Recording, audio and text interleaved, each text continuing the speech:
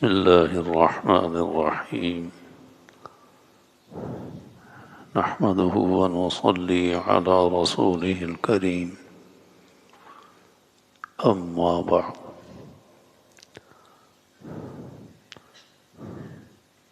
مسئلہ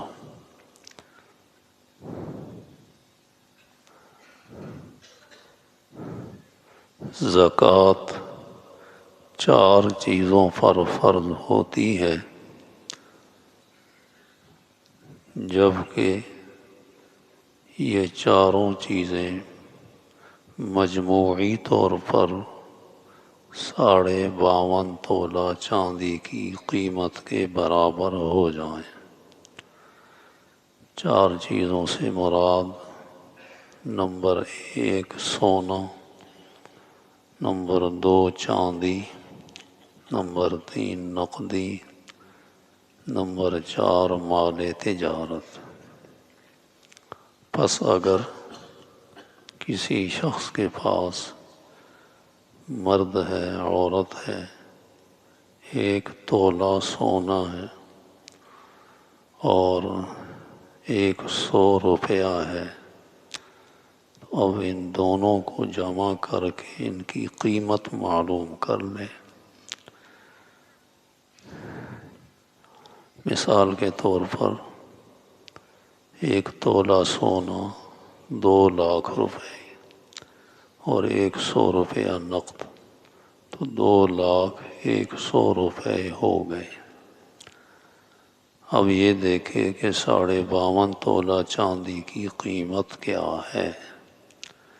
مثال کے طور پر 52.5 تولہ چاندی کی قیمت 1,20,000 روپے ہے، تو اس شخص کے پاس 52.5 تولہ چاندی کی مالیت بلکہ اس سے زائد رقم موجود ہے، تو اس شخص پر زکوٰۃ فرض ہو گئی۔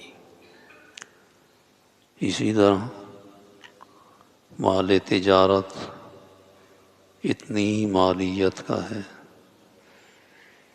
یا کچھ سونا ہے، کچھ مال تجارت ہے، یا کچھ سونا ہے، کچھ چاندی ہے، کچھ چاندی ہے، کچھ نقدی ہے، ان چاروں چیزوں میں سے کوئی سی بھی 2-3 چیزیں ہیں تو ان کی مجموعی قیمت کو دیکھا جائے گا۔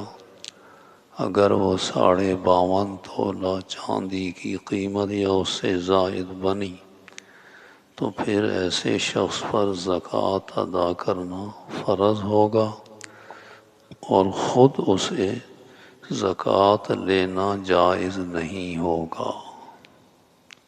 یہ مسئلہ ذہن میں رکھنا چاہیے، باقی انشاءاللہ آئندہ عرض کریں گے۔ اللہ تعالی عمل کی توفیق عطا فرمائے۔